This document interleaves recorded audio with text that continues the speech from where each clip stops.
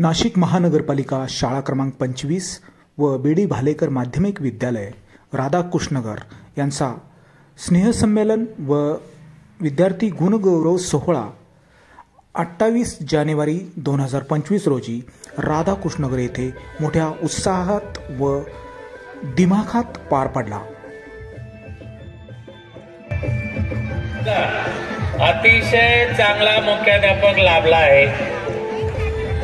या मुख्याध्यापकाकडे विविध प्रकारचे गुण आहेत। आता या भागातील तुम्ही सर्व पालक कशा पद्धतीने त्यांचा उपयोग करून घेतात शैक्षणिक कार्यासाठी, हे तुमचं स्किल आहे, तुमचं कौशल्य आहे। प्रथम मुलांनी काय यायचं इकडे खुर्च्या चलायचे। मी माता पालकांना विनंती करतो की त्यांनी थोडंसं पुढे सरकायचं आहे। मागे बरेचसे पालकांनी म्हटलेलं आहे की घेणाऱ्याने एक दिवस घेता घेता देणाऱ्याचे हातही घ्यावे, म्हणजे त्याचं दातृत्व हे आपल्या ठाई घेणाऱ्याने घेत राहावं, असं संदेश देणारे हे आजच्या कार्यक्रमाचे आपले अध्यक्ष यांची सुद्धा उपस्थिती आपल्या कार्यासाठी आपल्याला लावलेली आहे। आणि यानंतर हे अतिशय मुख्याध्यापक शिक्षक मीटिंगसाठी बोलवतात, त्या वेळेस आपण योग्य ते सहकार्य केलं पाहिजे।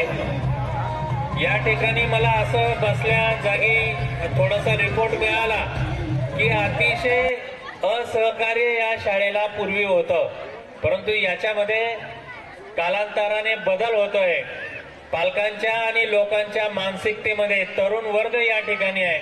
तरुण वर्गाचं सुद्धा अतिशय चांगल्या पद्धतीचं सहकार्य या शाळेला मिळतं। बंधू भगिनींनो आणि व्यासपीठावर बसलेले सर्व पाहुण्यांना मी साष्टांग दंडवत करतो।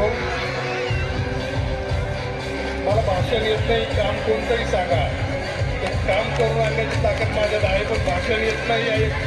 फुकटचे भाषण आणि खोटे भाषण आणि म्हणून ही शाळा अतिशय चांगल्या पद्धतीचं काम करत आहे। मला सांगायला आनंद वाटेल की आपल्या महानगरपालिकेची एक शाळा आहे आनंदवल्ली नावाची। या आनंदवल्ली शाळेमध्ये सुद्धा तुमच्यासारखेच पालक आहेत, तुमच्यासारखेच लोक आहेत की जे शाळेच्या शैक्षणिक विकासासाठी अतिशय हिरिरीने सहभाग घेत आहेत। आणि म्हणून त्यांचं सहकार्याचं आम्ही जाण ठेवून त्या विद्यार्थ्यांना, पालकांनी आणि विद्यार्थ्यांनी जर इथं चांगलं लक्ष दिलं तर आपली शाळा खरंच नाव उंचावेल। आमच्याकडे ज्योती विद्यालय म्हणून पिंपळगाव बहुला गावामध्ये आहे, त्या शाळेचं महाराष्ट्र सरकारने गौरव केले। असं गॅदरिंग एका शाळेमध्ये चालू होतं आणि काय झालं, 2 मुलांचं बसण्यावरून भांडण झालं। ते भांडण इतकं विकोपाला गेलं, त्या भांडणामध्ये आईवडिलांची प्रेम आणि मग शेवटी काय करावं लागलं, पोलिसांची गाडी बोलावं लागली। पोलिसांची गाडी आली, कशी आली,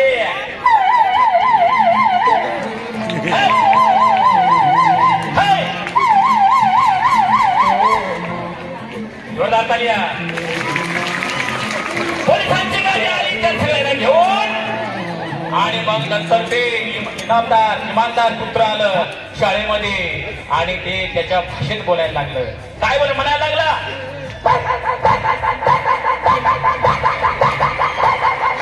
म्हणजे काय म्हणालं, भांडण करू नका,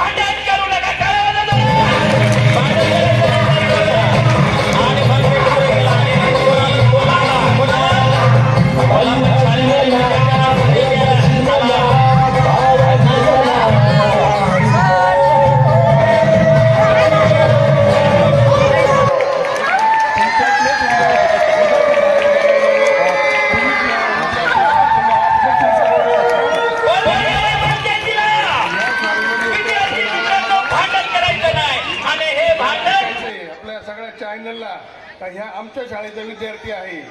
एवढंच बोलून मी माझं 2 शब्द संपवतो आणि थांबतो।